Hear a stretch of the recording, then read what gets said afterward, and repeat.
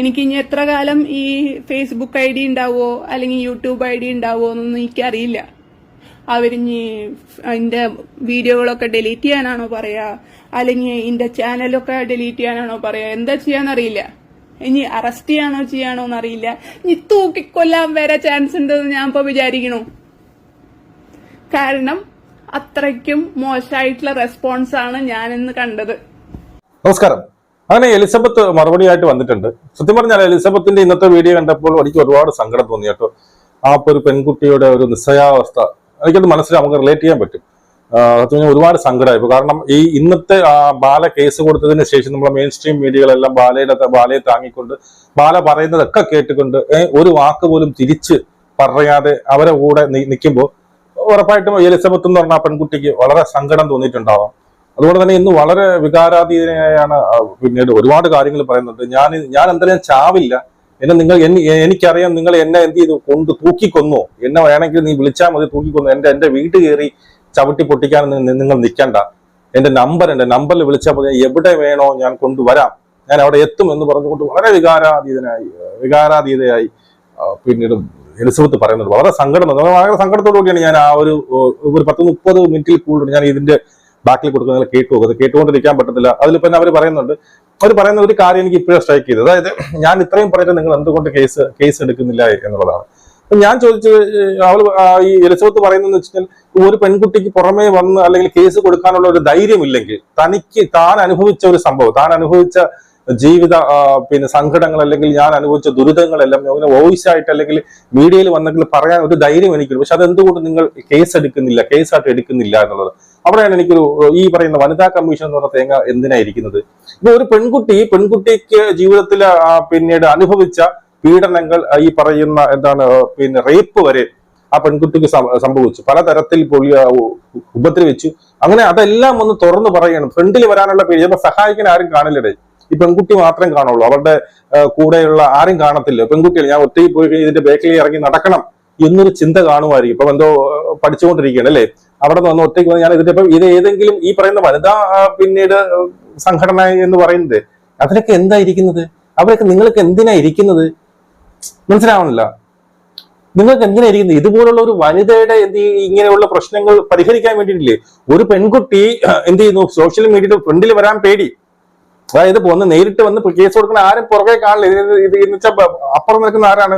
ഉന്നതരാണ്, ഈ പറയുന്ന ഫിലിം ആക്ടറാണ്, പൈസ ആയാലും എന്തും അവർക്കുണ്ട്. അപ്പൊ ഞാൻ മുന്നിലോട്ട് വന്ന് നിന്ന് എപ്പോഴെപ്പോഴും കയറി ഇറങ്ങാനുള്ള പേടിക്കണം. അപ്പൊ എന്തുകൊണ്ട് ഈ വരുന്ന വനിതാ സംഘടനകൾ ഇത് ഏറ്റെടുക്കുന്നില്ല? എന്തിനാ ഇത് വെച്ചിരിക്കുന്നത്? എന്തിനാ വനിതയുടെ പുരോഗമനത്തിന് വേണ്ടിയിട്ട്, അവരുടെ ഉന്നമനത്തിന് വേണ്ടിയിട്ടില്ല ഈ സാധനം വെച്ചിരിക്കുന്നത്? എന്തുകൊണ്ട് അവര് സ്വമേധയെ കേസെടുക്കാമല്ലോ? അത് തന്നെ എലിസബത്ത്, നിങ്ങൾക്ക് എന്തുകൊണ്ട് സ്വമേധയെ കേസെടുത്തുകൂടാ? അതുപോലെ ഈ പറയുന്ന മാധ്യമങ്ങൾ, ഏതോ ഒരു മാധ്യമത്തിൽ ഞാൻ കണ്ടില്ല, 2 പെൺകുട്ടികൾ ഇരുന്നു കൊണ്ട് അവര് കേസ് കൊടുത്തില്ല, അതുകൊണ്ടാണ് നമ്മൾ വാർത്തയാക്കാത്തത് എന്നുള്ള രീതി. പക്ഷെ സത്യം പറഞ്ഞാൽ വളരെ സങ്കടത്തോടു കൂടി പറയുന്നുണ്ട്. ഈ ചില യൂട്യൂബേഴ്സ് അവരെ സഹായിക്കുന്നുണ്ട്. പക്ഷെ അവരെ നമ്മുടെ ചാനലൊക്കെ പൊട്ടിപ്പിക്കാൻ വേണ്ടി നോക്കുന്നത് ഒരു മൈത്താണ്ടിയില്ലേ. എന്തൊക്കെ വന്നാലും ഞാൻ വീഡിയോ ഇട്ടുകൊണ്ട് തന്നെ ഇരിക്കും. എന്തൊക്കെ ആ കേസ് ഏതുവരെ വരുമെന്നും അതുകൊണ്ട് തന്നെയാണ് ഈ പറയുന്ന കോഹ്ലിക്കെതിരെ കമാവുന്ന അക്ഷരം നമ്മളിവിടെ ഉണ്ടാത്തത്. ഇവരുടെ അജണ്ട എന്ന് വെച്ചാൽ എന്ത് ചെയ്യണം? ഈ പറയുന്ന യൂട്യൂബേഴ്സിനെല്ലാം ഈ എലിസബത്തിന്റെ കൂടെ നിൽക്കുന്ന എല്ലാവരും അങ്ങ് തകർക്കുക. മെയിൻ സ്ട്രീം മീഡിയ കുറച്ച് പൈസ എറിഞ്ഞു കഴിഞ്ഞാൽ അവരുടെ മൂടം താങ്ങി നിന്നോളും. മനസ്സിലായി? അവരവരുടെ മൂഡ് താങ്ങി നിന്നോളും. പിന്നെ ഉള്ളതെന്ന് വെച്ചാൽ കുറച്ച് ഇതുപോലെ നമ്മളെ പോലെ റിയാക്ഷൻ ചെയ്യുന്ന കുറച്ച് യൂട്യൂബേഴ്സ് ഉണ്ട്. അല്ലാതെ ബാക്കി ഒറ്റ എണ്ണം വരത്തില്ല. ബാക്കി നിങ്ങൾ കുറെ എണ്ണം ഫാമിലി വ്ളോഗ്സിന്റെയും മറ്റേന്റെയും ബാക്കിലേക്ക് പോകില്ല. അവർക്കിതൊന്നും മൈൻഡേ ഇല്ല. അവര് രാവിലെ അവിടെ പോണത് ഇവിടെ പോണതൊക്കെ എടുത്തില്ല. അല്ലാതെ സാമൂഹ്യ പ്രതിബദ്ധമുള്ള ഒരു കാര്യവും ഈ പറയുന്ന നിങ്ങൾ എല്ലാവരും കുറ്റപ്പെടുത്തില്ല. ഈ പറയുന്ന റിയാക്ഷൻ ചാനലുകളിലുള്ള ഒരു തെണ്ടികളും ഈ സാമൂഹ്യ പ്രതിബദ്ധമുള്ള ഒരുത്തനും അവന്റെ വില വിട്ട് കളിക്കില്ല. അവന്റെ ജീവിത മാർഗമാണ്, അവന്റെ പോയാലും അവര് കളിക്കൂല. മനസ്സിലായോ? ഈ പറഞ്ഞ കേസുകളൊക്കെ വരുന്നത് നമ്മൾ തന്നെയാണ്. ഈ ഓരോ വിഷയങ്ങൾ കൊണ്ടുവരുന്നത്, ഓരോ തെണ്ടിത്തരങ്ങൾ കാണിക്കും, അതിനെതിരായിട്ട് പ്രതികരിക്കുകയും മോറൽ സപ്പോർട്ട് വേണ്ടുമ്പോൾ നമ്മളൊക്കെ ചെയ്തിരുന്നത് ഈ റിയാക്ഷൻ ചാനലുകൾ മാത്രമേ ഉള്ളൂ. അതുകൊണ്ട് നിങ്ങൾ എന്തായാലും ആ വോയിസ് കേട്ടു. വളരെ സങ്കടത്തോടു കൂടിയാണ് ഞാൻ ആ വോയിസ് കേട്ടത്. അത്ര സങ്കടം ഉണ്ട് ആ ഒരു വോയിസ് കേൾക്കുമ്പോൾ. നമുക്ക് വീണ്ടും കാണാം. ജയ് ഹിന്ദ്. ഹായ്, ഞാൻ എലിസബത്ത് ആണ്. ഞാൻ ആക്ച്വലി ഈ ഒരു സ്ക്രീൻഷോട്ട് ഞാൻ FB-യിൽ പോസ്റ്റ് ചെയ്തതാണ്. ഇതിൻ്റെ ഒപ്പം ഞാനൊരു വോയിസ് റെക്കോർഡിങ് അല്ലെങ്കിൽ വോയിസ് ക്ലിപ്പ് ഞാൻ ഇട്ടിട്ടുണ്ടായിരുന്നു. ആ വോയിസ് ക്ലിപ്പ് ഞാൻ റെക്കോർഡ് ചെയ്തിട്ട് അതിനുശേഷം എനിക്ക് പേടിയായിട്ട് എന്താണ് ഇനി ചെയ്യാൻ പോണേ എന്ന് വിചാരിച്ചിട്ട് ഞാൻ പേടിച്ചിട്ട് FB-യിൽ അപ്പോൾ തോന്നിയ ഒരു സാധനം ഇട്ടതാണ്. എനിക്ക് കൂടുതലൊന്നും പറയാൻ പറ്റിയില്ല, കാരണം ഞാൻ പുള്ളിയുടെ വീട്ടിലാണ് താമസിച്ചിരുന്നത്. അതുകൊണ്ട് എനിക്ക് ആ സമയത്തൊന്നും ചെയ്യാൻ പറ്റിയില്ല. ഇത്രയ്ക്കും ഇൻഡയറക്റ്റ്ലി ഒരു മെസ്സേജ് മാത്രമേ അന്ന് എനിക്ക് ഇടാൻ പറ്റിയിട്ടുണ്ടായിരുന്നുള്ളൂ. അതിന് മുമ്പുണ്ടായ സംഭവമാണ് ആ വോയിസ് ക്ലിപ്പിൽ ഉണ്ടായിരുന്നത്. ഓക്കെ, അപ്പോൾ ഇന്ന് കുറേ ഡ്രാമകളോ അല്ലെങ്കിൽ കുറേ മനുഷ്യപ്പറ്റില്ലാത്ത ആൾക്കാരനെ കണ്ട പോലെയാണ് എനിക്ക് തോന്നിയത്.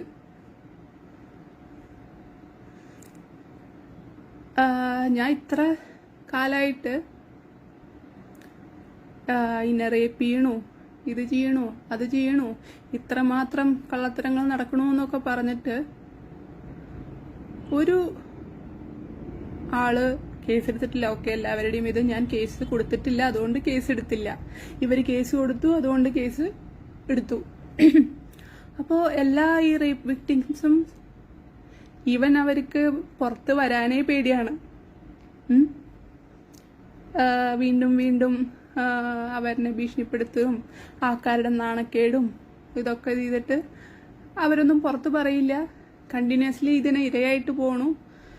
അത് കഴിഞ്ഞിട്ട് എപ്പോഴെങ്കിലും അവർ മരിക്കുമ്പോഴൊക്കെ ആയിരിക്കും അതൊക്കെ പുറത്ത് അറിയണത്. ചിലപ്പോൾ അപ്പോഴും അറിയണ്ടാവില്ല. ഇത് ഞാൻ പറയുന്നുണ്ട്, ഓക്കെ, പോലീസ് അറിയും, അവളെവിടെ വീഡിയോ ഇട്ടപ്പോൾ ഞാൻ കണ്ടില്ല. ഇപ്പം എന്തായാലും ഇതിൻ്റെ വീഡിയോകൾക്കെതിരെ കേസ് കൊടുത്തുല്ലോ. അപ്പം നിങ്ങൾ എന്തായാലും എൻ്റെ വീഡിയോ കാണുമല്ലോ. അപ്പം ആ കണ്ടതിൽ സത്യം ഉണ്ടെന്ന് നിങ്ങൾ അന്വേഷിക്കൂലോ എന്ന് ഞാൻ വിചാരിക്കുന്നു. പിന്നെ ഇത്രയൊന്നും പറഞ്ഞിട്ട് ഒരു മീഡിയക്കാരും ഒരു ന്യൂസ് ചാനലിലും ഞാൻ വന്നത് കണ്ടിട്ടില്ല. അവരൊക്കെ പക്ഷെ ഇന്ന് എല്ലാവരും കൂടിയിട്ട് ഇവർ പറയണത് കേൾക്കാൻ വേണ്ടിയിട്ട് റെഡിയായിട്ട് അവിടെ നിൽക്കുന്നത് ഞാൻ കണ്ടു. മാത്രല്ല, ഒരു പെൺകുട്ടി, വേണ്ട പെൺകുട്ടി എന്ന് പറയണ്ട, മെന്റലി അൺസ്റ്റേബിൾ ആണ് എന്ന് അവര് പല തവണ പറയുന്നുണ്ട്. ഇന്റർവ്യൂവില് ഞാൻ ഡിപ്രഷന് മരുന്ന് കഴിക്കുന്നുണ്ട്, അതും അവര് 15 വർഷമായിട്ട് ഞാൻ കഴിക്കുന്നുണ്ട് എന്ന് പറയുന്നുണ്ട്. അതിന്റെ തെളിവ് ചോദിച്ചു, അതിന് തെളിവില്ല. മെന്റലി അൺസ്റ്റേബിൾ, ഒരു സൈക്കാട്രിക് മെഡിക്കേഷൻ കഴിക്കണ ഒരാളിനെ ഈ രീതിയിൽ പറയാൻ പറ്റുമോ? ഈ രീതിയിൽ അധിക്ഷേപിക്കണ പോലെയും അതുപോലെ തന്നെ ഇങ്ങനത്തെ വേർഡുകൾ ഉപയോഗിച്ചിട്ട് അവരെ വീണ്ടും മോശ രീതിയിലേക്ക് പോണതൊക്കെ ശരിയാണോ? അതൊക്കെ കേട്ടിട്ട് മീഡിയ കണ്ട് രസിക്കണു. മെന്റലി അൺസ്റ്റേബിൾ ആണെന്നൊക്കെ പറഞ്ഞിട്ട് അവർക്ക് ഒരു അക്ഷരം ചോദിക്കാനില്ല. ഇങ്ങനെ വിക്ടിംസിനൊക്കെ ഇങ്ങനെ, അല്ലെങ്കിൽ വിക്ടിംസിനല്ല, ആരായിക്കോട്ടെ, ഒരാൾ സൈക്കാട്രിക് മെഡിക്കേഷൻ കഴിക്കുന്നുണ്ടെങ്കിൽ അവരെ മെന്റലി അൺസ്റ്റേബിൾ എന്ന് പറഞ്ഞിട്ട് ഇങ്ങനെ അധിക്ഷേപിക്കുന്നത് ശരിയാണോ? അതിനെങ്ങാണ്ടും കുറച്ചും കൂടി നല്ല വേർഡുണ്ടോ എനിക്കറിയില്ല. പിന്നെ ഇയാൾക്ക് എങ്ങനെയാണ് ഞാൻ മെന്റലി അൺസ്റ്റേബിൾ ആണ് കണ്ടത്? ഈ ഡിപ്രഷന്റെ മരുന്ന് കഴിക്കുമ്പോഴാണോ? അതാണോ മെന്റലി അൺസ്റ്റേബിൾ? ചില ആൾക്കാര് ഇടിക്കും അടിക്കും, ഞാൻ വയലൻസിന്റെ മാർഗം വേണ്ടാന്ന് വിചാരിച്ചിട്ട് നിയമത്തിന്റെ വഴിയിൽ വന്നു എന്ന് പറയണു. അപ്പൊ അതൊന്നും ഭീഷണിയല്ല. ഇടിക്കും അടിക്കുന്ന പബ്ലിക് മീഡിയയില് പ്രസ് മീറ്റ് പോലെ എന്നിട്ട് പോലീസ് സ്റ്റേഷൻ, അതായത് കമ്മീഷണർ ഓഫീസിന്റെ ഫ്രണ്ടിൽ ഇരുന്നിട്ട് ഒരാള് ഭീഷണിപ്പെടുത്തണു, വയലൻസിന്റെ വഴി ഞാൻ അപ്പൊ വയലൻസിന്റെ വഴി പോണ ആളാണ്. അപ്പൊ എല്ലാത്തിനും തെളിവ് പുള്ളി തന്നെ തരുന്നുണ്ട്. എന്നിട്ടും ആൾക്കാർക്കൊന്നും ചോദിക്കാനില്ല. പിന്നെ ഞാൻ റേപ്പ് ചെയ്യോ? എനിക്ക് റേപ്പ് ചെയ്യുമെന്ന് തോന്നുന്നുണ്ടോ? അപ്പോ ഈ റേപ്പിന്റെ ഡെഫിനിഷൻ എന്താണ്? ഈ വേറെ ആളുടെ മുമ്പിൽ വെച്ച് ചെയ്ത സംഭവം എന്താണ്? വേറെ ആളിനെ രാത്രി ബെഡ്റൂമിലേക്ക് കയറ്റുന്നത് എന്താണ്? ഇത്ര കാലം കല്യാണം എന്ന് പറഞ്ഞിട്ട് എല്ലാവരുടെയും മുമ്പിൽ പ്രസന്റ് ചെയ്തിട്ട് അത് ഈ പരിപാടിയൊക്കെ ചെയ്യേണ്ടത് എന്താണ്? ഇതൊന്നും ചോദിക്കാൻ ഒരു മീഡിയക്കാർക്ക് അറിയില്ല. ആക്ച്വലി ഇത് പബ്ലിക്കായിട്ട് പല മീഡിയകളിലും വന്നതായിരുന്നു ഞങ്ങളുടെ കല്യാണ ഫംഗ്ഷൻ. അത് കല്യാണം എന്ന് പറഞ്ഞിട്ട് തന്നെയായിരുന്നു നടത്തിയിട്ടുണ്ടായിരുന്നത്. പക്ഷെ ഈ പിന്നത്തെ നടന്ന കല്യാണം എല്ലാ വലിയ മീഡിയ ചാനൽസിൽ ന്യൂസ്, ഫ്ലാഷ് ന്യൂസ് ആയിട്ടാണ് എല്ലാ വലിയ മീഡിയസിലും വന്നത്. ഇപ്പൊ വന്ന ആൾക്കാരൊക്കെ ഫ്ലാഷ് ന്യൂസിലാണ് ഈ കല്യാണം വന്നിട്ടുണ്ടായിരുന്നത്. അവർക്ക് ആർക്കും തോന്നിയില്ല എന്ത് പറ്റി എലിസബത്തായിട്ട് ഡിവോഴ്സ് നടന്നോ? അപ്പൊ എങ്ങനെയാണ് ഒരു പെണ്ണിനെ ഇത്ര കാലം ഇങ്ങനെ കൂടെ കൊണ്ടിട്ട് ഭാര്യ എന്ന് പറഞ്ഞു കൊണ്ട് നടത്തിയിട്ട് പിന്നെ ഇങ്ങനെ കറിവേപ്പില പോലെ കളഞ്ഞത്? പിന്നെ ഇയാൾ തന്നെ പറയുന്നുണ്ട് മെന്റലി അൺസ്റ്റേബിൾ ആണെന്ന്. അപ്പൊ മെന്റലി അൺസ്റ്റേബിൾ ആയിട്ടുള്ള ആളിനെ എന്തിനാണ് ഏറ്റവും വയ്യാണ്ടിരിക്കുന്ന സമയത്ത്, ഒരാളുടെ ഹെൽത്തിന് തന്നെ റിസ്ക് ഉള്ള സമയത്ത് എന്തിനാണ് ഹോസ്പിറ്റലിലേക്ക് വിളിച്ചു കൊണ്ടുവരുന്നത്? അപ്പോൾ വേറെ ആരും നോക്കാതില്ല സമയത്ത് മെന്റലി അൺസ്റ്റേബിൾ കേസും കുഴപ്പമില്ലേ? അയാൾ എന്നെ വിളിച്ചിട്ടാണ് വരണത്. അതിനു മുമ്പ് ഇന്നെ അമൃത ഹോസ്പിറ്റലിൽ ഇയാൾ അഡ്മിറ്റായ ദിവസം ഞാൻ ന്യൂസ് ഫസ്റ്റ് ഇന്നെ അടിച്ചിട്ട് ജനുവരി 21 ഞാൻ അയാളുടെ വീട്ടിൽ നിന്ന് ഇറങ്ങിപ്പോണതാണ്. ഓൾറെഡി പാലാരിവട്ടം സ്റ്റേഷനിൽ ഫസ്റ്റ് വിളിച്ചു പറയുന്നുണ്ട്. കാരണം ആ സമയത്തുള്ള സ്ട്രഗിളിൽ വിളിച്ചു പറയുന്നുണ്ട്. അത് കഴിഞ്ഞിട്ട് ആ കേസ് കൊടുക്കണില്ല, കാരണം അപ്പളിക്കും എന്റെ ചേട്ടനെ ഭീഷണിപ്പെടുത്തിയിട്ടുണ്ട്. അത് കഴിഞ്ഞ് ഈ വീടിന്റെ താക്കോല് കൊടുക്കാൻ വേണ്ടിയിട്ട് പാലാരിവട്ടം സ്റ്റേഷനിൽ പോകുന്നുണ്ട്. അവരപ്പോൾ നിങ്ങളുടെ വീട്ടിലത്തെ പ്രശ്നം നിങ്ങളായിട്ട് തന്നെ തീർക്കണം എന്ന് പറയുന്നുണ്ട്. അത് കഴിഞ്ഞ് ഞാന് മാർച്ച് 8 തന്നെയാന്ന് തോന്നുന്നു പുള്ളി അഡ്മിറ്റ് ആവണത്. മറ്റേ സൂരജ് പാലാക്കാരന്റെ ന്യൂസ് കണ്ടിട്ടാണ്, ക്രിട്ടിക്കലാന്ന് പറഞ്ഞ് ന്യൂസ് കണ്ടിട്ടാണ്. ഞാൻ ഇന്നാരും വിളിച്ചു പറഞ്ഞിട്ടില്ല. ഞാൻ അവിടെ പോയിട്ട് കാണാൻ പോണു. കാണുമ്പോൾ ഇയാള് വലിയ എല്ലാ മീഡിയക്കാരോടും പറയണം ഞാൻ കള്ളു കുടിച്ചിട്ടല്ല എന്നെല്ലാവരോടും പറയണം. അയാൾ അവിടെ ഇരുന്നിട്ട് കള്ളു കുടിച്ചിട്ടാന്നൊക്കെ പറയുന്നുണ്ട്. നീ പോയിട്ട് ഫേസ്ബുക്കിൽ പോസ്റ്റ് ചെയ്യണമെന്ന് എന്നോട് പറഞ്ഞു. 2 മിനിറ്റ് സംസാരിച്ചു, ഇന്നെ അവിടുന്ന് പുറത്താക്കി. പിന്നെ എന്നെ ഉള്ളിലേക്ക് കയറ്റിയിട്ടില്ല. പുള്ളിയുടെ ബ്രദർ അന്ന് വന്നിട്ടുണ്ടായിരുന്നു, ഇന്നെ ഉള്ളിൽ കയറ്റാൻ പറ്റില്ല എന്ന് പറഞ്ഞു. അയാൾക്ക് ആദ്യം എന്താ ലിവറിന് ഇൻഫെക്ഷൻ ആണോ, സർജറിയുടെ ആവശ്യമില്ലാന്നോ, അങ്ങനെ കുറെ സംഭവങ്ങളൊക്കെ അന്ന് പറഞ്ഞിട്ടുണ്ടായിരുന്നു. അന്ന് ഞാൻ ഭയങ്കര കരച്ചിലായിരുന്നു, എനിക്ക് കാണാൻ പറ്റുന്നില്ല, അങ്ങനെ ഇങ്ങനെയെന്ന്. പല ആൾക്കാരനെയും കാണാൻ കയറ്റുന്നുണ്ട്, ഇന്നെ മാത്രം കാണാൻ കയറ്റുന്നില്ല. അപ്പോൾ ഭയങ്കര കരച്ചിലൊക്കെ ആയിരുന്നു അതിന് മുമ്പിൽ വെച്ചിട്ട്. അത് കഴിഞ്ഞ് ബാബുരാജ് സാറും അതുപോലെ തന്നെ സുരേഷ് കൃഷ്ണ സാറും കൂടിയിട്ട് സംസാരിച്ച് അവർക്ക് സുധീന്ദ്രൻ സാറിനോട് സംസാരിച്ചിട്ടൊക്കെയാണ് ഇന്നെ പുള്ളി ഉറങ്ങണ സമയത്ത് ജസ്റ്റ് കാണിക്കണേ. അപ്പോഴും ഞാൻ പുള്ളി പറഞ്ഞിട്ടാണ് എന്നെ കേട്ടാത്തതെന്ന് എനിക്ക് മനസ്സിലായിട്ടില്ല. അത് കഴിഞ്ഞ് അപ്പൊ അവരെന്നെ പറഞ്ഞു ICUന്ന് ഇറങ്ങുമ്പോൾ പുള്ളിക്ക് അറിയാലോ, അപ്പൊ വിളിച്ചോളൂ എന്ന് പറഞ്ഞു.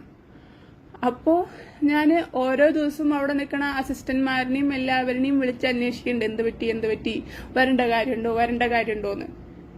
അത് കഴിഞ്ഞ് ഇയാള് ICUന്ന് ഷിഫ്റ്റ് ചെയ്ത് തൊട്ടിട്ട് ഇന്നെ കോൾ ചെയ്യുന്നുണ്ട്. അപ്പൊ ചോദിക്കുന്നു ഞാൻ വരട്ടെ, അപ്പൊ നീ വെയിറ്റ് ചെയ്യേ. പക്ഷെ ആ വെയിറ്റ് ചെയ്യുന്ന സമയത്തൊക്കെ ഇയാള് വേറെ പെണ്ണുങ്ങളെ വിളിച്ചിട്ട് അവര് വരുന്നുണ്ടോ എന്ന് വെയിറ്റ് ചെയ്തിട്ട് നോക്കുകയായിരുന്നു. അത് കഴിഞ്ഞിട്ട് ആരും വരുന്നില്ല എന്ന് കണ്ട സമയത്താണ് ഇന്നെ വിളിച്ചിട്ട് വരുത്തണത്. ആ സംഭവത്തിന്റെ ഒക്കെ തെളിവ് എന്റെ കയ്യിലുണ്ട്. അപ്പോൾ മെന്റലി അൺസ്റ്റേബിൾ ആയിട്ടുള്ള ഒരാളിനെ അപ്പൊ ആരും കിട്ടാത്തപ്പോ അവരാരും മതി കാര്യം നടക്കാൻ വേണ്ടിയിട്ട്. ചന്തി കഴുകും അതുപോലത്തെ ഇങ്ങനത്തെ പരിപാടികളൊക്കെ അല്ലേ വേണ്ടോ. അപ്പൊ ആ പരിപാടിക്ക് മെന്റലി അൺസ്റ്റേബിൾ ആയിട്ടുള്ള ആള് മതി. അപ്പോ അതാണ് അതിന്റെ ഇത്. ഇയാൾ എന്നെ വിളിച്ചു വരുത്തതാണ്. അപ്പൊ ഇയാള് പറയണു, പിന്നെ പറയണത് എന്റെ ലിവർ ട്രാൻസ്പ്ലാന്റ് കഴിഞ്ഞിട്ടാണ് ഞാൻ വന്നിട്ടുള്ളതെന്ന്. ഏപ്രിൽ 4 ഇയാളുടെ ലിവർ ട്രാൻസ്പ്ലാന്റ് നടക്കുന്നത്. മാർച്ച് 29 ഞങ്ങളുടെ സെക്കൻഡ് വെഡിങ് ആനിവേഴ്സറി എന്ന് പറഞ്ഞിട്ട് ഞങ്ങൾ അവിടെ കേക്ക് കട്ട് ചെയ്യുന്നുണ്ട്. അപ്പൊ അവിടെ ഇല്ലാത്ത ആള് എങ്ങനെയാണ് ഞാനും പുള്ളിയും കൂടിയിട്ട് അവിടെ കേക്ക് കട്ട് ചെയ്തിട്ട് ഫേസ്ബുക്കിൽ പോസ്റ്റ് ചെയ്തിട്ടുണ്ടല്ലോ. എന്നിട്ട് പുള്ളി ഇമോഷണലി വലിയ ഡയലോഗൊക്കെ അടിച്ച് നടക്കുന്നുണ്ട്. ഈ 1.5 മാസം എല്ലും ഇല്ലെങ്കിൽ ജീവിച്ചിരുന്നില്ല എന്ന് പറഞ്ഞിട്ട് പോസ്റ്റ് ഇട്ടുണ്ടല്ലോ. അതൊന്നും ആൾക്കാർക്കൊന്നും ഓർമ്മയില്ലേ? ഫസ്റ്റ് വെഡിങ് ആനിവേഴ്സറിയും സെക്കൻഡ് വെഡിങ് ആനിവേഴ്സറിയും ആഘോഷിച്ച വീഡിയോകളുണ്ട്. അപ്പൊ അതൊക്കെ ഇനിയും പറ്റിക്കല്ലായിരുന്നേ.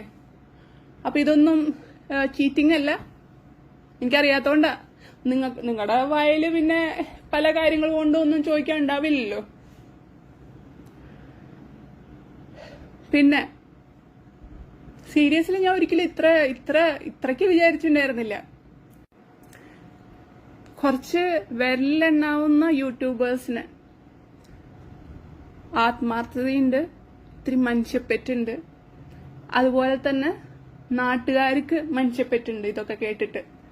പക്ഷെ നിയമത്തിലിരിക്കുന്ന ആൾക്കാര്, മാധ്യമധർമ്മം എന്ന് പറഞ്ഞിട്ട് കൊണ്ട് നടക്കുന്ന ആൾക്കാർക്കൊന്നും ഈ ഒരു മനുഷ്യപ്പെട്ട് എന്ന് പറഞ്ഞ സാധനം ഇല്ല. അത് ഇന്നത്തോടെ കണ്ടപ്പോ എനിക്ക് മനസ്സിലായി.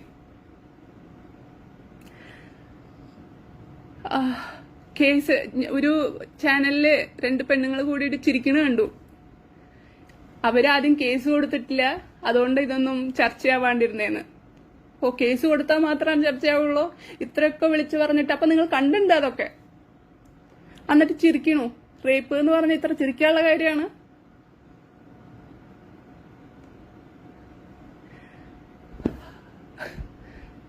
അത് എന്നിട്ട് കണ്ടിന്യൂസ്ലി റേപ്പ് ചെയ്ത് അപ്പൊ ഇങ്ങനെ പറ്റിച്ചിട്ട് കൊണ്ടുവരുന്ന ആള് അപ്പോ ഡോക്ടറല്ലേ, ബുദ്ധിയില്ലേ? ഒരു തവണ റേപ്പ് ചെയ്ത് കഴിഞ്ഞാൽ രക്ഷപ്പെട്ടോടേന്ന്. അപ്പൊ റേപ്പൊക്കെ നിങ്ങൾക്ക് ജോക്കാണ്. ആരുടെയോ വൈഫ് റേപ്പിനെ പറ്റിയിട്ട് എന്തോ പറഞ്ഞപ്പോ ജോക്ക് ചെയ്തു എന്ന് പറഞ്ഞിട്ട് അവരുടെ പേരിൽ കേസ് കൊടുത്തിട്ടുണ്ട്. ഇങ്ങനെ കേസാണ്, ഒരാള് റേപ്പ് ചെയ്തു, അയാൾ ആ റേപ്പിനെ തമാശയാക്കിയിട്ട് പബ്ലിക്കിന്റെയും മീഡിയന്റെയും അതുപോലെ തന്നെ പോലീസ് സ്റ്റേഷന്റെ മുമ്പിൽ വെച്ചിട്ട് അത് തമാശയാക്കിയിട്ട് വരുന്നു. എന്നിട്ട് അതും കാശിന് വേണ്ടിയിട്ടാന്നും പറയണു. ഇത്രയ്ക്കും പുച്ഛിച്ച് തള്ളണ ഒരാള് ഒരു കുഴപ്പമില്ല. പിന്നെ അടുത്ത പറയാനുള്ളത്, ഞാൻ ഗുജറാത്തിലാണ് ഇപ്പോൾ ഉള്ളത്. ഞാൻ MD പഠിക്കുകയാണ്. ഇയാള് കാരണം ഇന്റെ MD പ്രിപ്പറേഷൻ തടഞ്ഞ് ഇന്റെ ഹോൾ ടിക്കറ്റ് എടുക്കാൻ സമ്മതിക്കാണ്ട്, ഇന്റെ എക്സാം എഴുതാൻ സമ്മതിക്കാണ്ട് ഇരുന്നിട്ടുണ്ട്. അങ്ങനെ കുറെ വൈകിച്ചിട്ടുണ്ട്. ഇപ്പൊ വീണ്ടും കേസ് കൊടുത്തിട്ട് ഇന്റെ MD വൈകിപ്പിക്കണു. എനിക്ക് യാതൊരു പ്രശ്നമില്ല, നിങ്ങൾ എപ്പോ വിളിച്ചാലും പോലീസ് സ്റ്റേഷനിന്നോ കോടതിയിൽ നിന്നോ എപ്പോ വിളിച്ചാലും ഞാൻ വരുന്നതായിരിക്കും. ഇന്റെ അവിടുത്തെ തൃശ്ശൂർ വീട്ടിലത്തെ വാതിൽ ചവിട്ടിപ്പൊളിക്കേണ്ട കാര്യമൊന്നുമില്ല. ഇന്റെ ഫോൺ നമ്പർ എന്തായാലും ഇന്റെ പഴയ നമ്പർ തന്നെയാണ്. അതുകൊണ്ട് നിങ്ങൾക്ക് ഇന്റെ ഫോൺ നമ്പറിൽ വിളിച്ചാൽ കിട്ടും. ഈ കേസ് കൊടുത്ത ആൾക്കാർക്ക് എന്തായാലും നമ്പറും കൂടി കൊടുക്കാൻ അറിയുമല്ലോ. അപ്പൊ ആ ഫോൺ നമ്പറിൽ വിളിച്ചാൽ ആർക്കാണ് ഇതിനെ പറ്റിയിട്ട് അന്വേഷിക്കേണ്ടത് വെച്ചാൽ ഞാൻ എത്തും. നിങ്ങൾക്ക് അറസ്റ്റ് ചെയ്യണമെങ്കിൽ അറസ്റ്റ് ചെയ്യാം, എന്താ ചെയ്യേണ്ടത് ചെയ്യാം. ഇതിലൊന്നും എനിക്ക് ഒരു നാണക്കേടുമില്ല. ഞാൻ അബ്സ്കോണ്ടിങ് ആണ്, മറ്റേതാണ്, മറിച്ചതാണ് എന്നുള്ള ആവശ്യമില്ലാത്ത ന്യൂസ് വരേണ്ട കാര്യമില്ല. ഞാൻ ജയിലിൽ കിടക്കാൻ തയ്യാറാണ്. ഇത്രയൊക്കെ ചെയ്തിട്ടൊന്നും ചെയ്ത ആൾക്കാർക്കൊന്നും തെറ്റില്ല. ഈ വിളിച്ചു പറഞ്ഞ എനിക്കാണ് തെറ്റ് എന്നുള്ളതുണ്ടെങ്കിൽ നിങ്ങൾ നല്ല എക്സാമ്പിളാണ് എല്ലാവർക്കും കാണിച്ചു കൊടുക്കണേ.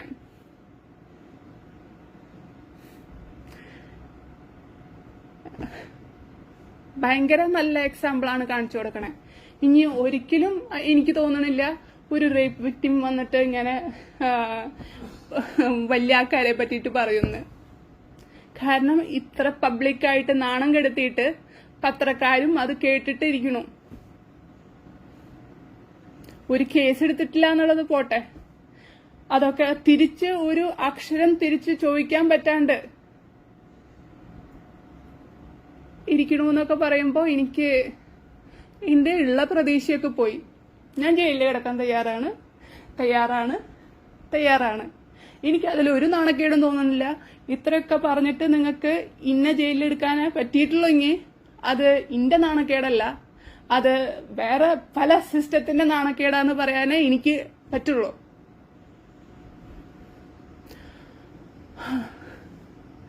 പിന്നെ ഇത്ര പബ്ലിക്കായിട്ട് വയലൻസ് ചെയ്യും, ഇടിക്കും, അടിക്കും, അതുപോലെ തന്നെ തോക്ക് കേസുണ്ട്, ഇതിന്റെ പല ഇതുണ്ട്, അതൊന്നും വരുന്നില്ല.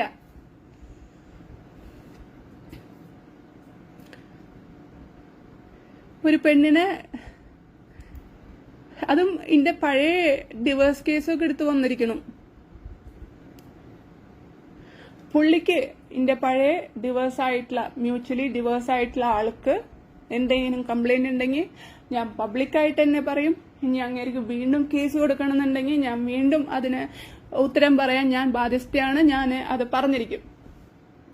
അതിപ്പോ ഇയാള് ഇത്ര കേസിനൊക്കെ ഒപ്പം നടന്നിട്ട് ചുക്കാൻ പിടിച്ചിട്ട് ഇപ്പൊ അയാൾക്ക് വേണ്ടിയിട്ട് ചോദിക്കണു. അതെന്താ കാര്യം എനിക്ക് മനസ്സിലാവണില്ല.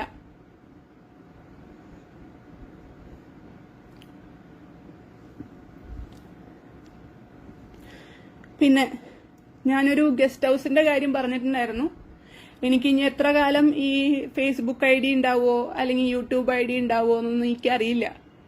അവരിഞ്ഞി അതിന്റെ വീഡിയോകളൊക്കെ ഡിലീറ്റ് ചെയ്യാനാണോ പറയാ, അല്ലെങ്കിൽ ഇതിന്റെ ചാനലൊക്കെ ഡിലീറ്റ് ചെയ്യാനാണോ പറയാ, എന്താ ചെയ്യാന്നറിയില്ല. ഇനി അറസ്റ്റ് ചെയ്യാണോ എന്നറിയില്ല. ഇനി തൂക്കിക്കൊല്ലാൻ വരെ ചാൻസ് ഉണ്ടെന്ന് ഞാൻ ഇപ്പൊ വിചാരിക്കണു. കാരണം അത്രയ്ക്കും മോശമായിട്ടുള്ള റെസ്പോൺസാണ് ഞാനിന്ന് കണ്ടത്. മാധ്യമധർമ്മം എന്ന് പറഞ്ഞിട്ട് നടക്കണ ആൾക്കാര് ചെയ്ത സാധനം കണ്ടിട്ട് ഇതിനെക്കാണ്ടും കൂടുതൽ ഇനി വരാനില്ല എന്നാണ് എനിക്ക് തോന്നണേ. ഇന്ന് കാണിച്ചതിൽ ഒരു ധർമ്മം എനിക്ക് തോന്നിയില്ല. ബാക്കിയുള്ളവർക്ക് തോന്നിയിട്ടുണ്ടോന്ന് എനിക്കറിയില്ല. ഒരാൾ പബ്ലിക്കായിട്ട് അടിക്കും, ഇടിക്കും, വയലൻസ് ചെയ്യും. ഞാൻ വയലൻസിന്റെ മാർഗം മാറ്റി വെച്ചിട്ട് ചെയ്യും. ഇപ്പൊ ഞാൻ ഈ കേസിന് വേണ്ടിയിട്ട് ഗുജറാത്തിൽ നിന്ന് കേരളത്തിലേക്ക് വരുന്ന സമയത്ത് എനിക്ക് എന്തെങ്കിലും പറ്റി എന്ത് ചെയ്യും? ഞാൻ ഇടുന്ന ഓരോ വീഡിയോയും എനിക്ക് എന്തെങ്കിലും പറ്റിയാൽ ഇയാള് തന്നെയാണ് കാരണമെന്ന് അറിയാൻ വേണ്ടിയിട്ടാണ് ഞാൻ ഈ വീഡിയോ ഇടുന്നത്. പല തരത്തിൽ എനിക്ക് പല ഇതിലേക്ക് ഭീഷണി വരുന്നുണ്ട്. ആ ഭീഷണികളുടെ ഒരു ഓഡിയാണ് നിങ്ങളിപ്പോ കേട്ടത്.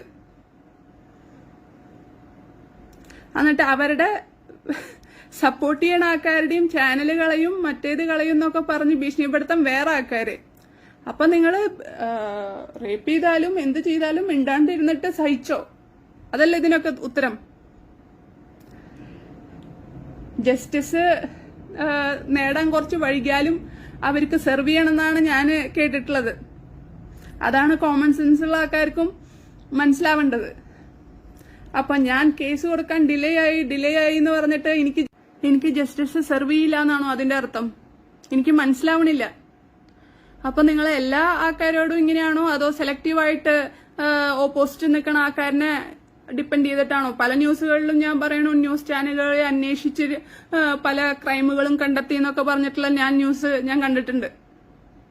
പക്ഷെ ഇന്റെ കാര്യത്തിൽ ഞാൻ ഇത്ര ആൾക്കാര് വീഡിയോ റിയാക്ട് ചെയ്തിട്ടുണ്ട്, ഇത്ര ലക്ഷം ആൾക്കാര് വീഡിയോ കണ്ടിട്ടുണ്ട്, ഇത്ര ആൾക്കാര് justice for Elizabeth, Amritha, Pappu എന്ന് പറഞ്ഞിട്ട് ആൾക്കാര് ഈവൻ ഹാഷ്ടാഗ് ഇട്ട് ക്യാമ്പയിൻ സ്റ്റാർട്ട് ചെയ്തിട്ടുണ്ട്. എന്നിട്ടൊന്നും ഈ ന്യൂസ് ചാനലുകാർ കണ്ടിട്ടില്ല, അവര് സംസാരിച്ചിട്ടില്ല. അപ്പൊ നിങ്ങൾക്ക് സെലക്റ്റീവായിട്ട് ആർക്ക് വേണ്ടിയിട്ട്, ഓപ്പോസിറ്റ് ആരാന്ന് നോക്കിയിട്ട് മാത്രമേ നിങ്ങൾ ജസ്റ്റിസിന് വേണ്ടി പോരാടുള്ളൂ.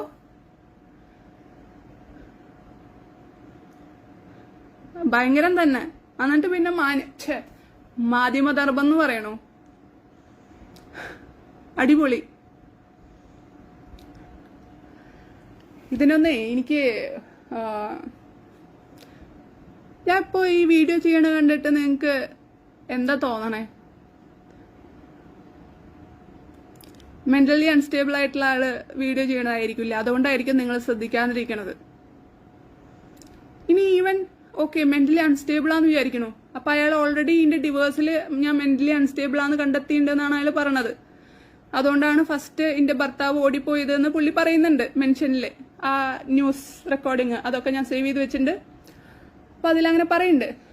അപ്പൊ ഈ മെന്റലി അൺസ്റ്റേബിൾ ആയിട്ടുള്ള ആളിനെ റേപ്പ് ചെയ്ത അതിന് കുറ്റകരം കുറച്ചും കൂടി കൂടുതലല്ലേ? ഈ ചീറ്റിംഗ് കേസ് ചെയ്ത് റേപ്പ് ചെയ്യണതും അതുപോലെ തന്നെ മെന്റലി അൺസ്റ്റേബിൾ ആയിട്ടുള്ള ഒരാളിനെ റേപ്പ് ചെയ്യണതും തമ്മില്, അതും വേറെ ആളുടെ മുമ്പിൽ വെച്ച് റേപ്പ് ചെയ്യണത് അതിനെങ്ങാണ്ടും കുറ്റകരല്ലേ? അപ്പൊ അതിനൊക്കെ ശിക്ഷ ആക്ച്വലി കൂടുതലല്ലേ വേണ്ടത്? ഇതൊന്നും അറിയാത്ത മാധ്യമ പ്രവർത്തകരാണോ അവിടെ നിന്നിട്ട് കേൾക്കുണ്ടായിരുന്നേ?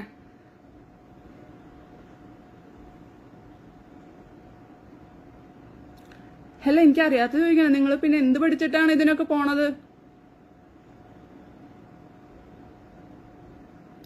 സത്യമായിട്ട് ഇന്റെ 5% പ്രതീക്ഷയുള്ളത് കൂടി ഇന്നത്തെ എനിക്ക് ഇയാൾ കംപ്ലൈന്റ് കൊടുത്തതിലൊന്നല്ല, അത് ഞാൻ എക്സ്പെക്റ്റഡ് സാധനം തന്നെ ആ കംപ്ലൈന്റ്. പക്ഷേ മെയിൻ സ്ട്രീം മീഡിയയിൽ നിന്നുള്ള ആ ഒരു റെസ്പോൺസ്, ഇത്രയൊക്കെ മെന്റലി അൺസ്റ്റേബിൾ ആണ്, ഇത്രയൊക്കെ റേപ്പിനെ പറ്റിയിട്ട് കളിയാക്കി ചിരിച്ചിട്ട് ഇത്രയൊക്കെ വയലൻസിനെ ചെയ്യും എന്ന് ഇത്ര ഇതായിട്ട് പറഞ്ഞിട്ട് പോലും നിങ്ങൾക്ക് ഒരു അക്ഷരം അങ്ങോട്ട് മിണ്ടായില്ലെങ്കിൽ നിങ്ങളുടെ വായ അടപ്പിച്ചതല്ലേ?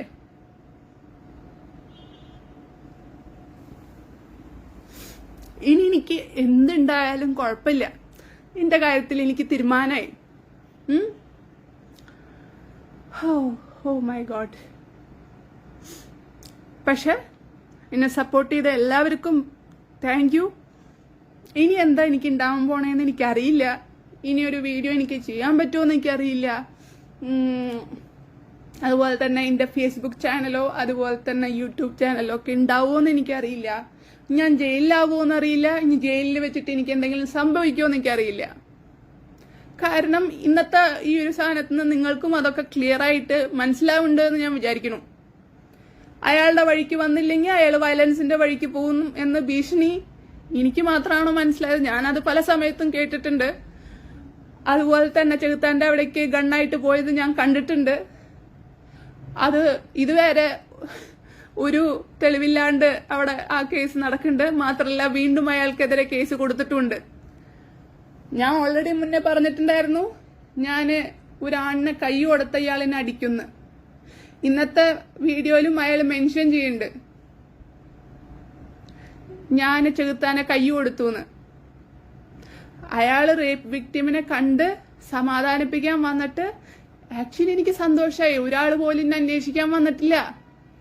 ഒരാൾ അന്വേഷിക്കാൻ വന്നത് ആരായാലും എനിക്ക് വന്നപ്പോൾ എനിക്ക് സന്തോഷമായി. I was very happy. ഒന്നുമില്ലെങ്കിലും മനുഷ്യപ്പറ്റുള്ള ആളാണ്, അതുകൊണ്ട് കൈ കൊടുത്തു. നിങ്ങൾ കൈ കൊടുത്ത് കണ്ടില്ലേ? എന്തോ ഞാനെന്തോ വേറെന്തോ പരിപാടി ചെയ്ത പോലെയാണ് അതിൻ്റെ ഉള്ളില് ന്യൂസില് പറയണ്ടായിരുന്നത്. ആ ന്യൂസ് കേട്ടിട്ടുള്ള ആ ഇന്റർവ്യൂ എടുക്കണ ആൾക്കാരൊക്കെ അത് കേട്ടിട്ട് അതൊക്കെ തലയാട്ടി കേട്ടിട്ട് ഒന്നും നിങ്ങൾക്ക് തിരിച്ചൊന്നും ചോദിക്കാണ്ടായിരുന്നില്ലല്ലോ. അടിപൊളി. പിന്നെ സത്യമായിട്ട് അടിപൊളി. പിന്നെ ഇനിയിപ്പോൾ എന്തായാലും എല്ലാം കഴിയാൻ പോവാണല്ലോ.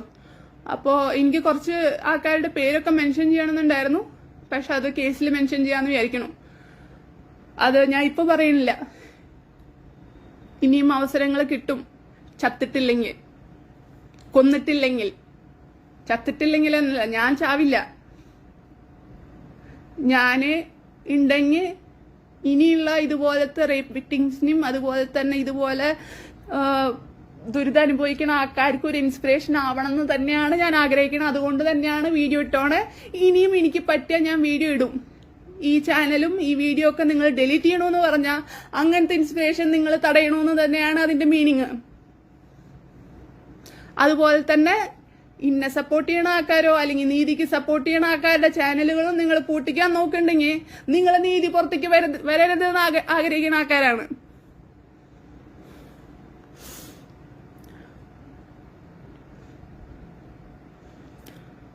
പിന്നെ ഒരു കാര്യം, ഞാൻ ഇടയ്ക്കിടയ്ക്ക് അതിലേക്ക് പോയിട്ട് പിന്നെ വീണ്ടും ഇതിലേക്ക്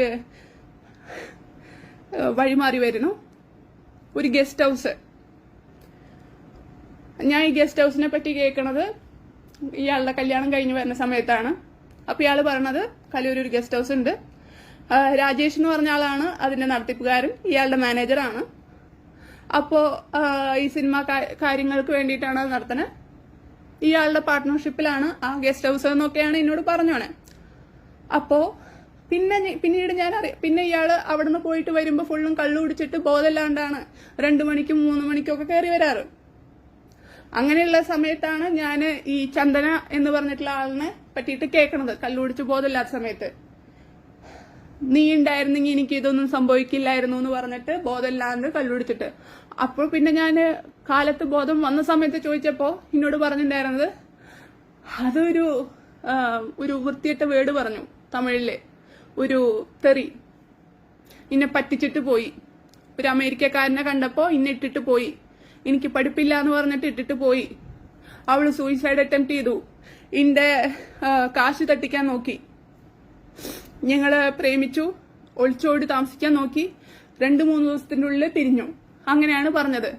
അമൃതയുടെ കേസ് വന്ന സമയത്ത് അമൃത ആ മാരേജ് സർട്ടിഫിക്കറ്റോ ഡിവോഴ്സ് സർട്ടിഫിക്കറ്റോ എന്തോ ഇട്ടപ്പോഴാണ് അമൃതയുടെ മുമ്പ് ഒരു ഭാര്യ ഇയാൾക്ക് വേറെ ഉണ്ടായിരുന്നു എന്നുള്ളത് എനിക്ക് മനസ്സിലാവണത്. അപ്പോ അതും ഒരു പറ്റിക്കലല്ലേ? ഇന്റെ അറിഞ്ഞിട്ടുള്ള ഒരു ഡിവോഴ്സിനെ പറ്റിയിട്ട് ഇത്ര ഇത് പറയുമ്പോ ഇന്നെ പറ്റിച്ചിട്ട് നടന്നിട്ടില്ല. ലിവറിന്റെ പ്രശ്നം എന്നോട് പറഞ്ഞിട്ടില്ല. ഇത്ര റിലേഷൻ ഇയാൾക്ക് ഉണ്ട് എന്നുള്ളത് എന്നോട് പറഞ്ഞിട്ടില്ല. ഇങ്ങനെ ഒരു ആദ്യത്തെ ഭാര്യ, അമൃതയ്ക്ക് മുമ്പ് ഒരു ഭാര്യ ഉണ്ടായിരുന്നു എന്ന് എന്നോട് പറഞ്ഞിട്ടില്ല. ഞാൻ അന്ന് ആ കേസ് നടക്കുമ്പോൾ അതിന്റെ എന്തോ ഒരു വേർഷൻ ന്യൂസിൽ കണ്ടു. എന്നിട്ടെന്തോ അത് സർട്ടിഫിക്കറ്റിന് വേണ്ടിയിട്ട് ഉണ്ടാക്കിയത് എന്താണെന്നുകൊണ്ട് പുള്ളി പറയണതും കേട്ടു. അതിനെ പറ്റിയിട്ട് ആരും അന്വേഷിക്കുന്നില്ല. പക്ഷെ അവരായിട്ട് കോണ്ടാക്ട് ഞാനുള്ള സമയത്തും ഉണ്ടായിരുന്നു. അത് USA പ്രോഗ്രാം എന്ന് പറഞ്ഞിട്ടാണ് അവരുടെ നമ്പർ സേവ് ചെയ്ത് വെച്ചതാണ്. അവരായിട്ട് കോണ്ടാക്ട് ഉണ്ടായിരുന്നു. ആദ്യം എന്നോട് അത് USA എന്ന പ്രോഗ്രാമിന് വിളിക്കണ ആൾക്കാരാണ്, ഞാൻ USA സ്റ്റേജ് ഷോ നടത്തിയായിരുന്നു എന്ന് പറഞ്ഞു. പിന്നെ അത് ഈ പെണ്ണാന്ന് ഞാൻ കണ്ടുപിടിച്ചു. ഓക്കെ, ഇനി അടുത്തത് നമ്മുടെ ഗസ്റ്റ് ഹൗസിന്റെ കാര്യം. ഓൾറെഡി ഞാൻ പറഞ്ഞു അവിടെ പാർട്ണർഷിപ്പ് ഉണ്ട്, ഇയാൾ കള്ളുപിടിച്ചിട്ട് വരുന്നൊക്കെ ഞാൻ പറഞ്ഞു അവിടുന്ന്. അപ്പോ ഓക്കെ, കള്ളു കുടിക്കുന്ന സ്ഥലം, അതില് പല ഡോക്ടർമാർ അവിടെ പോകുന്നുണ്ട്, സിനിമാ നടന്മാര് പോകുന്നുണ്ട്, പോലീസുകാർ പോകുന്നുണ്ട്, അങ്ങനെ വലിയ വലിയ കാശുകാർ പോകുന്ന സ്ഥലങ്ങളാണ് ആ ഗസ്റ്റ് ഹൗസ്. ആ ഗസ്റ്റ് ഹൗസിന്റെ സ്ഥലം കലൂരിൽ നിന്ന് മാറ്റിയിട്ട് വേറെ കലൂരിന്റെ തന്നെ വേറെ എറണാകുളം പാലാരിവട്ടം ആ ഒരു റേഞ്ചിൽ എവിടെയോ ആണ് ഇപ്പൊ വീണ്ടും അത് എന്തോ കേസ് വന്നിട്ട് മാറ്റിയിട്ടുണ്ടായിരുന്നു എന്ന് ഞാൻ കേട്ടായിരുന്നു. അതിനെ പറ്റിയിട്ട് എനിക്ക് കറക്റ്റ് അറിയില്ല. പക്ഷെ രാജേഷാണ് നടത്തിപ്പിക്കണത്. അതിനെ പറ്റിയിട്ട് കൂടുതൽ ഡീറ്റെയിൽസ് വേണമെങ്കിൽ ഞാൻ പറയാം. അതിൽ ഇയാള് തന്നെ പറഞ്ഞിട്ടുണ്ട് രാജേഷ് കള്ളനാണ്, രാജേഷ് മൈനർ പെണ്ണുങ്ങളെ അവിടെ വിളിച്ചു വരുത്തിയിട്ട് സിനിമാഗ്രഹം പറഞ്ഞിട്ട് അവിടെ കൊണ്ടുവന്നിട്ട് പീഡിപ്പിക്കുന്നു. രാജേഷിനെ പറ്റിയിട്ട് ഇയാൾ തന്നെ എന്നോട് പറഞ്ഞിട്ടുണ്ട്. അപ്പോ ഞാൻ പാർട്ട്ണർഷിപ്പ് നടത്തുന്ന ഒരു സ്ഥലത്ത് അങ്ങനത്തെ ഒരു പരിപാടി നടക്കാൻ പറ്റില്ലല്ലോ എന്ന് പറഞ്ഞിട്ട് ഇയാൾ അന്വേഷിക്കാൻ പോണതാന്ന് പറഞ്ഞിട്ടാണ് അവിടെ പോണത്. അവിടെ പോയിട്ട് വരുന്നത് കള്ളു കുടിച്ച് ബോധമില്ലാണ്ട് 2 മണിക്കും 3 മണിക്കും. ആദ്യം എനിക്ക് മനസ്സിലായില്ല. പക്ഷെ പിന്നെ ഇയാള് ഒരു ജൂനിയർ ആർട്ടിസ്റ്റിന്, അതും മുമ്പൊരു സെർവന്റ് ലേഡി ആ പെണ്ണിനെ ബെഡ്റൂമിലേക്ക് കയറ്റിക്കൊണ്ടുപോയി, അതുകൊണ്ടാണ് സാറിനായിട്ട് ഞാൻ പിണങ്ങിപ്പോയതെന്നൊക്കെ പറഞ്ഞിട്ടുള്ള ഒരു സംഭവമുണ്ട്. ആ ജൂനിയർ ആർട്ടിസ്റ്റിനെ വീണ്ടും ഇവര് കൊണ്ടുവന്നിട്ടുണ്ടായിരുന്നു. ആ ലേഡീനെ ഞാൻ റെക്കഗ്നൈസ് ചെയ്തു. അപ്പോൾ ആ ലേഡിയോട് ഇയാൾ പറഞ്ഞതാണ്, ഇവൾക്ക് വട്ടാണ്, ഇവള് പറഞ്ഞത് കേൾക്കണ്ട, വാ നമുക്ക് രാജേഷിന്റെ അവിടേക്ക് പോവാന്ന് പറഞ്ഞിട്ട് ഇന്നെ ഫ്രണ്ട് ഡോറ് കൂട്ടിയിട്ട് ഇയാള് ആ പെണ്ണായിട്ട് രാജേഷിന്റെ ഗസ്റ്റ് ഹൗസിലേക്ക് പോണു. ആ രാജേഷിന്റെ ഗസ്റ്റ് ഹൗസിൽ പോയിട്ട് അവിടെ രാജേഷിന്റെ ബെഡ്റൂമില് ഈ പെണ്ണിനെ കയറ്റുന്ന ആൾക്കാര് കണ്ട ആൾക്കാരുണ്ട്. ഓക്കെ, ആ പെണ്ണിന്റെ ഫോട്ടോ വേണമെങ്കിൽ ഞാൻ കാണിച്ചു തരാം. പക്ഷെ അതൊന്നും ഞാൻ ഇതില് ഇടേണ്ട കാര്യമില്ല. അവരൊക്കെ കുറച്ച് കാശിന് വേണ്ടിയിട്ട് ഈ പരിപാടി ചെയ്യണ ആൾക്കാരാണ്. അങ്ങനത്തെ ആൾക്കാരിനെ ഒന്നും എനിക്ക് ഇതില് കൊണ്ടുവരേണ്ട കാര്യമില്ല. ഇനി ഇഫ് ഡിമാൻഡ്സ് ഞാൻ കൊണ്ടുവരാം. പിന്നെ ഇയാള് പറഞ്ഞുല്ലോ മൈനർ പെണ്ണുങ്ങളിനെയും അതുപോലെ തന്നെ മേജർ ആയിട്ടുള്ള പെണ്ണുങ്ങളിനെയും ഒക്കെ ഈ സിനിമ ആഗ്രഹം പറഞ്ഞ് കൊണ്ടുവരുന്നുണ്ട് അങ്ങോട്ടെന്ന്. അങ്ങനത്തെ പരിപാടിയൊക്കെ നടന്നിട്ട് ഇയാള് പറഞ്ഞത് ഇയാളെ ഈ രാജേഷിന് കുറ്റം പറയുന്നുണ്ട്. പിന്നെയാണ് വേറെ ആൾക്കാർ പറഞ്ഞു കേൾക്കണത് ഇയാളവിടെ നല്ല പെണ്ണുങ്ങൾ വരുമ്പോ അവിടെ പോയിട്ട് നോക്കിയിട്ട് അവരെ സെലക്ട് ചെയ്യണതാണ്, അങ്ങനെ നല്ല പെണ്ണുങ്ങൾ വരുമ്പോഴാണ് അങ്ങോട്ട് പോണതെന്ന്. ഇതൊക്കെ ഞാൻ കേട്ട കേൾവിയുള്ളൂ, അതിനെ പറ്റിയിട്ട് കൂടുതൽ വിവരമില്ല. പക്ഷെ ഈ രാജേഷിനെ പറ്റിയിട്ട് എനിക്കറിയണ കുറച്ച് കാര്യങ്ങൾ എന്ന് പറഞ്ഞാൽ, ഞങ്ങള് ഫസ്റ്റ് ആയിട്ട് ഒരു ഹണിമൂൺ ട്രിപ്പ് പോണത് എന്ന് പറഞ്ഞാൽ മൂന്നാർ ട്രിപ്പാണ്. മൂന്നാർ ട്രിപ്പ് പോണ സമയത്ത് ഞങ്ങളുടെ വണ്ടിയില് ഞാന്, ഇങ്ങേര്, അതുപോലെ തന്നെ സുജിത്തേട്ടൻ എന്ന് പറഞ്ഞിട്ടുള്ള ഇയാളുടെ കെയർ ടേക്കർ, അതുപോലെ തന്നെ പിന്നിലത്തെ വണ്ടിയിൽ ഈ രാജേഷും അയാളുടെ ഒരു ഡ്രൈവറും. 2 വണ്ടിയിലും എന്നിട്ടാണ് ഇതിനെന്താ പറയാ, കുറെ മദ്യക്കുപ്പികളാണ്. ഇയാൾ ഡ്രൈവ് ചെയ്തുകൊണ്ടിരിക്കുമ്പോഴേ കള്ളുപിടിച്ചുകൊണ്ടിരിക്കുകയാണ്. അയാളോട് എനിക്ക് പേടിയാവണോ എന്ന് പറയുന്നുണ്ട്. അതൊന്നും കേൾക്കണില്ല. അത് കഴിഞ്ഞ് എങ്ങനെയോ എനിക്ക് എപ്പോഴും മറ്റേ പൃഥ്വിരാജിന്റെ സിനിമയുണ്ടല്ലോ അയ്യപ്പനും കോശിയും, ആ ഒരു സീനാണ് ഓർമ്മ വരുന്നത്. കാരണം ഇയാള് പല ആൾക്കാരനെ അടിക്കണ ഞാൻ കണ്ടിട്ടുണ്ട്. സെക്യൂരിറ്റീനെ അടിക്കണ കണ്ടിട്ടുണ്ട്, ഡ്രൈവറിനെ അടിക്കണ കണ്ടിട്ടുണ്ട്, ഇന്നടിക്കണ കണ്ടിട്ടുണ്ട്, അങ്ങനെ പല ആൾക്കാരനെ അടിക്കണ കണ്ടിട്ടുണ്ട്. അപ്പോ ഇൻ കേസ് ഇങ്ങനത്തെ ഒരു ചോദ്യം, എന്തുകൊണ്ട് നിങ്ങൾ കള്ളു കുടിച്ചിട്ട് ഇവിടെയൊക്കെ വണ്ടി ഓടിക്കണമെന്ന് ചോദിച്ചാൽ ഇയാൾ അടിച്ചോ അടിക്കാണ്ടിരിക്കോ എന്നൊന്നും പറയാൻ പറ്റില്ല. അപ്പൊ പേടിച്ചിട്ടാണ് അങ്ങനെ മൂന്നാറിലെത്തണേ. മൂന്നാറിലെത്തിയിട്ട് അന്നത്തെ ദിവസം ഇന്റെ ഒപ്പം ഉണ്ടായിരുന്നു. പിന്നത്തെ ദിവസം ഇയാള് അപ്പുറത്തെ റൂമില് ഫുള്ള് കള്ളുകൂടി പാർട്ടി. ഞാൻ ഇവിടെ ഒറ്റയ്ക്ക് ഹണിമൂണിനാന്ന് പേരും, അപ്പുറത്ത് കുറെ ആൾക്കാർ വന്നിട്ട് കള്ളുകൂടി പാർട്ടി നടത്തുന്നു. ഈ രാജേഷും ഇവരൊന്നും കൂടാണ്ട് വേറെയും കുറെ ആൾക്കാർ അതിന്റെ ഉള്ളിലുണ്ട് അപ്പുറത്തെ റൂമില്. ഞാൻ ഉച്ചയ്ക്ക് ഭക്ഷണം ഓർഡർ ചെയ്തിട്ടുണ്ടായിരുന്നു. 5 മണി വരെ എനിക്ക് ഭക്ഷണം വന്നില്ല, ഓർഡർ ചെയ്ത ഭക്ഷണം. അപ്പൊ ഞാൻ 5 മണി ഇയാളിനെ വിളിച്ചിട്ട് കിട്ടണില്ല. ഞാൻ അങ്ങോട്ട് ആ റൂമിൽ തെറ്റിക്കൊണ്ടു വെച്ചിട്ടുണ്ടോ എന്ന് അറിയാൻ വേണ്ടിയിട്ടാണ് ഇയാളിനെ വിളിക്കണേ. ഇയാൾ ഫോൺ എടുക്കണില്ല. അപ്പൊ ഞാൻ റിസപ്ഷനിലോ ഇതിന്റെ നമ്പറിൽ വിളിച്ചു ചോദിച്ചപ്പോ പറഞ്ഞു എല്ലാ ഫുഡും അവിടെ എത്തിച്ചിട്ടുണ്ടല്ലോ മാഡം എന്ന് പറഞ്ഞു. അപ്പൊ ശരി ഓക്കെ അവിടെയാണ് പോയോണേന്ന് മനസ്സിലായിട്ട് ഞാൻ അവിടെ റൂമിന്റെ വാതിലൊന്ന് പൊട്ടിയപ്പോ എനിക്കെന്തോ സീരിയസ്ലി ആ വാതിൽ തുറന്നപ്പോ ഭക്ഷണം കിട്ടിയില്ലെങ്കിലും കുഴപ്പമില്ലായെന്നും തോന്നി. അപ്പൊ എന്താ ചേച്ചി എന്ന് പറഞ്ഞ ഒരാൾ വരുന്നു കള്ളു പിടിച്ചിട്ട് ഒരു ബോധമില്ലാണ്ട്. അത് കഴിഞ്ഞിട്ട് ഇയാൾ വന്നിട്ട് നിനക്ക് ഭക്ഷണം കിട്ടിയില്ലേ, ഡാ അവൾക്ക് ആ ഭക്ഷണം കൊണ്ടുപോയിട്ട് വെച്ചെന്ന് പറഞ്ഞിട്ട് ഇയാൾ കഴിച്ചിട്ടും ഇവരൊക്കെ കഴിച്ചതിന്റെ ബാക്കി കുറെ സാധനങ്ങൾ എന്റെ റൂമിൽ കൊണ്ടുപോയിട്ട് വെച്ചിരുന്നു.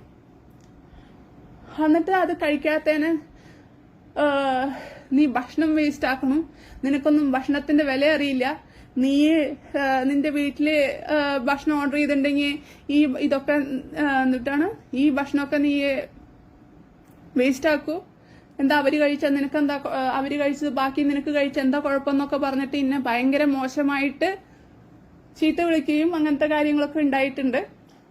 അതാണ് ഞങ്ങളുടെ ഹണിമൂൺ ട്രിപ്പായിരുന്നത്. പിന്നെ അതിനു മുമ്പ് കവിത എന്ന് പറഞ്ഞിട്ടുള്ള ഒരാളുണ്ടായിരുന്നു. അവരാണ് ഞങ്ങൾ ഫസ്റ്റ് കല്യാണം കഴിക്കാം, ഇവിടുന്ന് സേഫായിട്ട് ചെന്നൈയിൽ എത്തിക്കാന്ന് പറഞ്ഞിട്ട് ഇയാളുടെ സിസ്റ്റർ പോലെ കരുതുന്ന കവിത എന്ന് പറഞ്ഞ ആളാണ് നിങ്ങൾക്ക് ഫ്ലൈറ്റ് ടിക്കറ്റ് ഒക്കെ ചെക്ക് ചെയ്യുകയാണെങ്കിൽ കാണാൻ പറ്റും, ഞാന് ഇങ്ങേര് കവിത. അപ്പോ ഇവര് പല സമയത്തും ബെഡ്റൂം ഷെയർ ചെയ്തിട്ടുണ്ട്. അപ്പൊ പറയും എന്റെ പെങ്ങളാന്ന് പറയും. അതുപോലെ തന്നെ ഇവര് പല ഹോട്ടലുകൾ താമസിച്ചിട്ടുണ്ട്. അപ്പൊ ഇവരുടെ അമ്മ തന്നെ പറയും അവര് സിനിമാക്കാരല്ലേ, അപ്പൊ സിനിമ ഡിസ്കഷന്റെ ഭാഗമായിട്ടാണ് ചെയ്യണത്. ഓക്കെ, അപ്പൊ അമ്മയ്ക്കടക്കം ഇത്ര പ്രശ്നമില്ലെങ്കിൽ ഓക്കെ, അപ്പൊ അതിന്റെ പ്രശ്നമായിരിക്കും. പക്ഷെ ഈ പെണ്ണ് പല സമയത്തും ഫോണിൽ വിളിച്ചിട്ട് ഇവളെന്നെ ഡിവേഴ്സ് ചെയ്യുമെന്ന് പറഞ്ഞിട്ട് പല സമയത്തും ഇയാളുടെ ഫോണിന്ന് ലൗഡ് സ്പീക്കർ ഇത്തിരി കൂടുതലായ കാരണം കേൾക്കണതും ഉണ്ടാവാറുണ്ട്. അതിനെ സംബന്ധിച്ച് ഞങ്ങൾ തല്ലുണ്ടാവാറുണ്ട്. ഇവര് ഞങ്ങളുടെ ബന്ധത്തില് ഇടയ്ക്കിടയ്ക്ക് കയറി ഇടപെടാറുണ്ട്. അങ്ങനത്തെ സാധനങ്ങളുണ്ട്. പിന്നെ ഞാൻ ഈ സൂയിസൈഡ് അറ്റംപ്റ്റ് ചെയ്തു എന്ന് പറഞ്ഞില്ലേ, ആ സമയത്തും ഈ പരിപാടി കഴിഞ്ഞപ്പോ ഞാൻ ഇവരുടെ അമ്മയോട് പറഞ്ഞു ഇങ്ങനെയൊക്കെ എന്നെ ചെയ്തു എന്ന് പറഞ്ഞു. അവരുടെ അവിടെ നിന്ന് എനിക്ക് നീതി കിട്ടിയില്ല. പറഞ്ഞപ്പോ ദേഷ്യം വന്നിട്ട് അയാളുടെ അമ്മയുടെ ഫോൺ എടുത്തിട്ട് ഇന്റെ മേത്തേക്ക് എറിയാണ് ചെയ്തിട്ടുണ്ടായിരുന്നത്. ആ ഫോണ് ബാക്കിലുണ്ടായിരുന്ന ഗ്ലാസ് എറിഞ്ഞു പൊട്ടിച്ചു, അമ്മയുടെ ഫോണും എറിഞ്ഞു പൊട്ടിച്ചു. ആ ഗ്ലാസ് എങ്ങാനും എന്റെ മേത്ത് കൊണ്ടിരുന്നെങ്കിൽ ഞാൻ ചത്തായിരുന്നു, ആരും അറിഞ്ഞായിരുന്നുമില്ല. എന്റെ പാരന്റ്സിനെ ഈ പോലീസുകാര്, ഞാൻ പറഞ്ഞല്ലോ 2 പോലീസുകാര് വിളിച്ചിട്ടുണ്ടായിരുന്നു. ആ പോലീസുകാർ എന്റെ വീട്ടുകാരോട് പോലും എനിക്ക് പറയാൻ അപ്പൊ ധൈര്യം ഉണ്ടായിരുന്നില്ല. ഇങ്ങനെയൊക്കെ എന്റെ ഇതിലുണ്ടായി, അതുകൊണ്ടാണ് ഞാൻ സൂയിസൈഡ് അറ്റംപ്റ്റ് ചെയ്തതെന്ന് എനിക്ക് പറയാൻ ധൈര്യം ഉണ്ടായിരുന്നില്ല. ഇവര് ഈ കവിത, ഇവരുടെ അമ്മ, ഇങ്ങേര് എല്ലാവരും വിളിച്ച്, അതുപോലെ തന്നെ ഈ പോലീസുകാര് കണ്ടിന്യൂസ് ഭീഷണി. മാത്രല്ല രഘു എന്ന് പറഞ്ഞ ഒരാളും ഉണ്ടായിരുന്നു.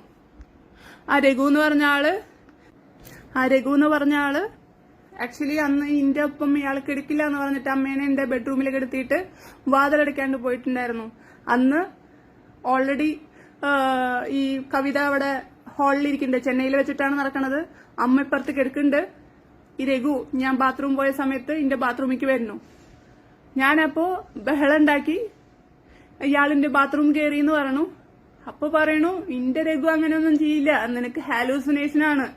കവിതയും അപ്പൊ സപ്പോർട്ട് ചെയ്തിട്ട് ഇവള് വീണ്ടും പ്രശ്നം ഉണ്ടാക്കാൻ നോക്കണു, നിങ്ങളുടെ പേരിൽ കേസ് ഉണ്ടാക്കാൻ നോക്കണു, രഘുവിന് വെറുതെ കുറ്റം പറയണു എന്നൊക്കെ പറഞ്ഞിട്ട് അന്നും എന്റെ വീട്ടുകാരനെ വിളിച്ചിട്ട് ഇവളെ വേഗം വീട്ടിലേക്ക് കൊണ്ടുപോ, സ്വന്തം ഭാര്യയുടെ ബാത്റൂമിൽ വേറെ ആള് കയറി എന്ന് പറഞ്ഞിട്ട് ഭാര്യനെ സപ്പോർട്ട് ചെയ്യാണ്ട് ഞാൻ എന്തിനാണ് അവിടെയൊക്കെ പിന്നെയും പോയിട്ട് നിന്നിരുന്നതെന്ന് എനിക്ക് തല്ല് കിട്ടാത്തതിന്റെ കുറവാണ്.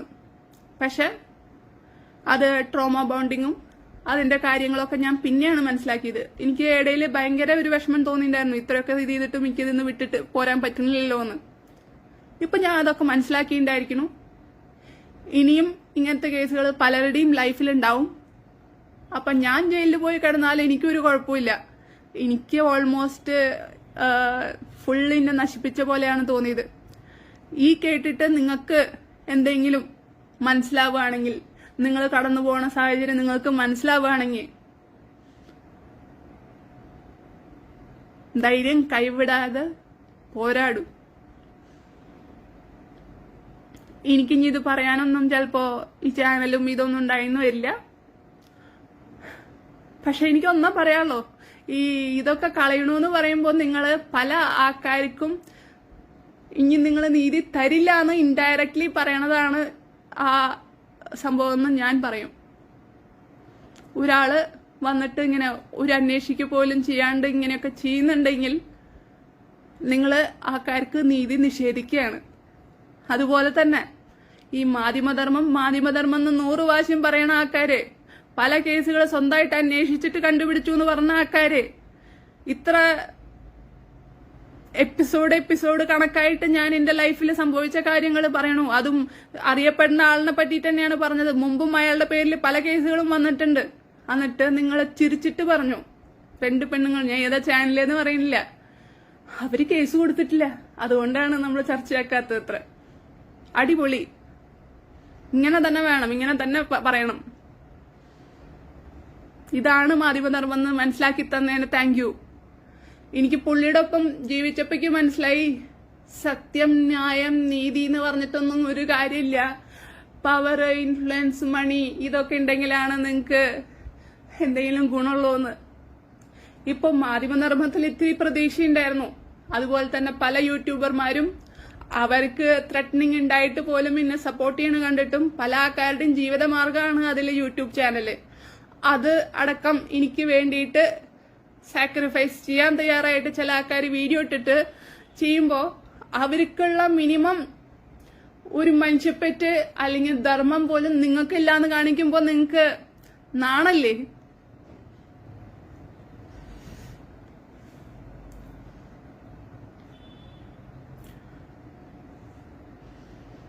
ഇത്രയൊക്കെ തന്നെ പറയാനുള്ളൂ. Thank you very much. എനിക്ക് എന്തെങ്കിലും സംഭവിക്കുകയാണെങ്കിൽ ഒരാൾ മാത്രമേ ഇതിന് കാരണമുള്ളൂ. അതുപോലെ തന്നെ എന്തെങ്കിലും കേസ് അന്വേഷിക്കാൻ വരുമ്പോൾ, കേസ് ഉണ്ടല്ലോ, കേസ് വരുമ്പോഴല്ല, കേസ് വിളിപ്പിക്കുമ്പോൾ വാതിൽ ചവിട്ടിപ്പൊളിക്കേണ്ട കാര്യമില്ല, ഞാൻ അബ്സ്കോണ്ടിങ് ആവേണ്ട കാര്യമില്ല. നിങ്ങൾ വിളിച്ചാൽ എന്റെ നമ്പർ പഴയ നമ്പർ തന്നെയാണ്, അയാളുടെ കയ്യിലുള്ള നമ്പർ തന്നെയാണ് എൻ്റെ കയ്യിലുള്ളത്. അതുകൊണ്ട് ആ നമ്പറിൽ വിളിച്ചാൽ ഞാൻ പ്രസന്റ് ആയിരിക്കും. അതുപോലെ തന്നെ ഇയാള് പല എന്റെ മമ്മിയുടെ നമ്പർ, ഡാഡിയുടെ നമ്പർ, എല്ലാവരും നമ്പറും നിങ്ങളുടെ കയ്യിലുണ്ട്. അതുകൊണ്ട് തന്നെ ഒഫീഷ്യൽ ആയിട്ടുള്ള ഫോണൊന്ന് വിളിച്ചാൽ ഞങ്ങൾ ഫോൺ എടുക്കുന്നതായിരിക്കും.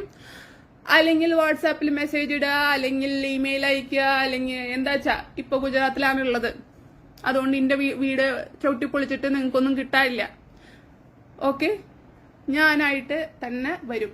ഓക്കെ, നിങ്ങൾക്ക് ഗുജറാത്തിലൊക്കെ വന്ന് സീനാക്കി അറസ്റ്റ് ചെയ്ത് കൊണ്ടുപോയിട്ട് ജയിലിലുണ്ടെന്നൊക്കെ ഉണ്ടെങ്കിൽ okay, come on, I am ready.